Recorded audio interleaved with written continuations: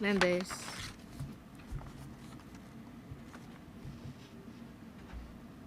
it's the appointed time of the House Committee.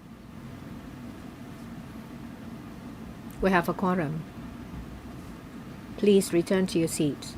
We'll start the meeting.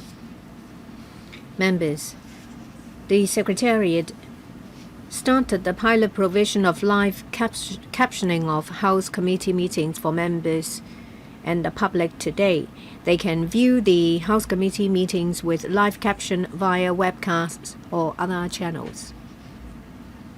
Please take note. Item 1, matters arising. The CS thanks members for working tirelessly in the past month or so to complete the number of committee reports of important bills and some committee reports of subsidiary legislation for delivery in the House Committee meeting last Friday. Now the government can present them to the Council for deliberation when Council meeting resumes in September. The CS indicates that there are still pieces of subsidiary legislation to be submitted. The relevant policy bureaus will fully support the work of the LegCo. The CS also says he is pleased to learn that a number of members have been invited to attend commemorative activities of the 80th anniversary of the victory in the Chinese People's War of Resistance against Japanese aggression and the World Anti-Fascist War. As the main eastern battlefield of the World Anti-Fascist War, China's role has historical significance in the victory of the war. This year, the SAR government has lined up a series of activities with different sectors for the whole of Hong Kong to remember history, honor martyrs, cherish peace, and create a great future. Legal Service Division report on subsidiary legislation. There are 4 items. Subsidiary legislation gazetted on the 29th of August 2025, paper number LS 73 of 2025. Legal advisor, please take us through the subsidiary legislation. Thank you. I will now introduce the 4 legal notices, namely 189 to 192. This is the 8th batch of MPF scheme onboarding to the EMPF platform. First, LN 189. It aims to specify the 3rd of October this year as the material day for the registered trustee of Sun Life scheme to use the EMP platform. In relation to LNs 190 to 192, they are to appoint the 3rd of January next year for the constituent funds of the fund mentioned above to set relevant fees relating to cost savings and fees settings on the material day. Please refer to paragraphs 1 to 7. We have not identified any drafting or legal difficulties. That's my report for LNs 189 to 192. Thank you. Members, would you like to set up a subcommittee on the subsidiary legislation outlined just now? If so, please raise your hands. If not, let me remind members. In relation to the 4 items, the period for amendment expires on the Council meeting of the 8th of October. Item 3, business for the Council meeting of the 10th of September 2025. That is next Wednesday. This is the latest agenda. There are first questions and then 1 government bill for first reading. Road Traffic Amendment Ride-Hailing Service Bill 2025. The House Committee will, on the 12th of September, that is next Friday, deal with this bill. There are 4 government bills. They are for resumption of second reading debate. They are Supplementary Appropriation 24-25 Bill, Registration of Same-Sex Partnerships Bill, Betting Duty Amendment Bill 2025, and Tobacco Control Legislation Amendment Bill 2025. And then there is 1 member's bill. Mr. Johnny Ng is the member in charge. It is for resumption of second reading debate. That is the one for Hong Kong Baptist University Amendment Bill 2025. Following that are two members' motions, one from Professor Cheung Wing Kwong, a motion on stepping up efforts in combating illegal medical practices to safeguard public health, and one from Mr. Kwok Wai Keung on firmly upholding the safeguards of the employment priority for local employees.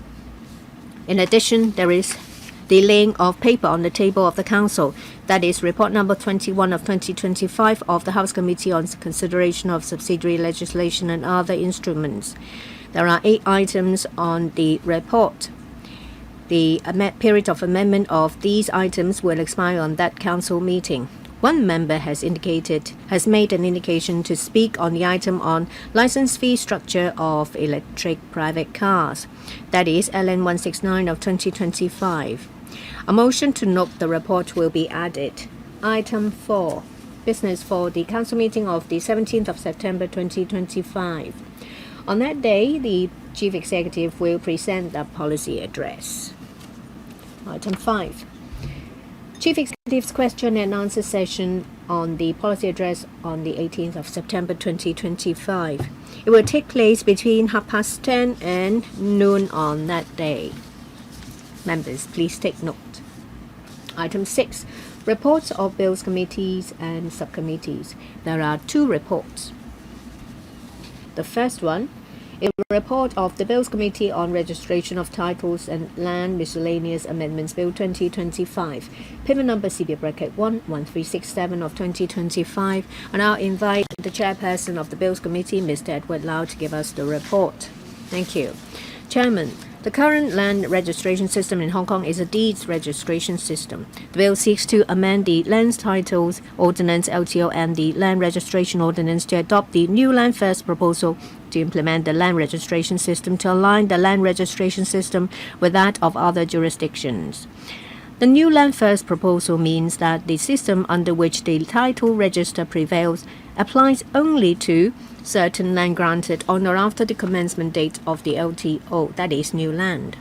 The Bills Committee has held 7 meetings with the administration. In one of the meetings, oral submissions were received from 8 deputations.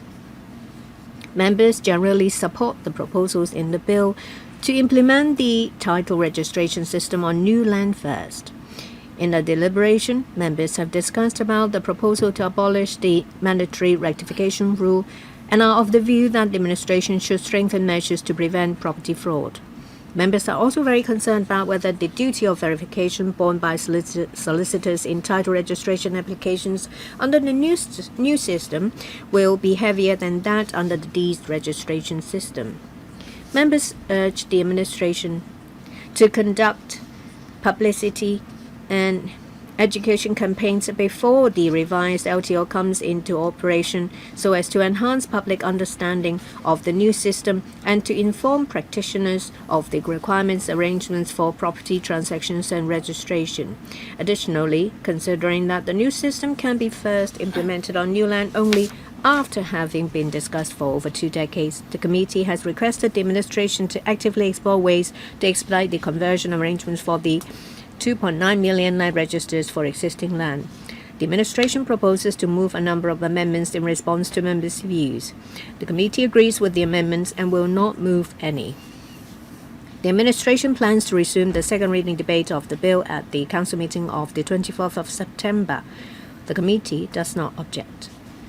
The Bills Committee has completed the scrutiny work. Details are set out in the report submitted to the House Committee. Members are asked to take note. Thank you. If there are no other views, we'll move on to the second report.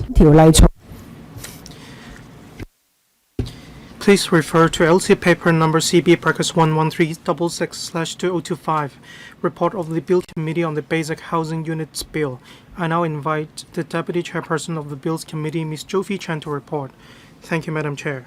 The main purpose of the Basic Housing Units Bill is to introduce a regulatory regime for the letting of the subdivided units, or SDUs for short, in residential flats and to provide for related matters. The Bills Committee has held 8 meetings and invited written submissions on the bill from the public.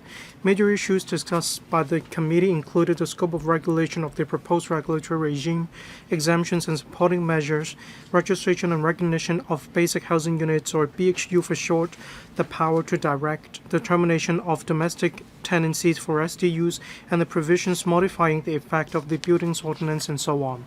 The Bills Committee urged the administration to provide clear guidance in the Code of Practice on the minimum standards of living conditions for BHUs and other requirements, and to provide appropriate support to the affected households and owners. Having considered members' views, the administration will propose certain amendments to the bill to deal with situations where authorized officers are unable to enter premises to search for evidence, as well as to provide safeguards for legal professional privilege and so on. The Bills Committee raised no objection to these amendments and will not propose amendments. We have already completed the scrutiny of the bill. The administration plans to move the resumption of the second reading debate at the council meeting of the 24th of September. Details are set out in the report. Please take note. Thank you, Ms. Jovi Chan. If members have no other views, the second reading debate of the two bills above will take place at the council meeting of the 24th of September. 24th of September. If members wish to move amendments, the deadline for giving notice is the 15th of September. The 15th of September, Monday. Agenda item number 7, position on bills committees and subcommittees.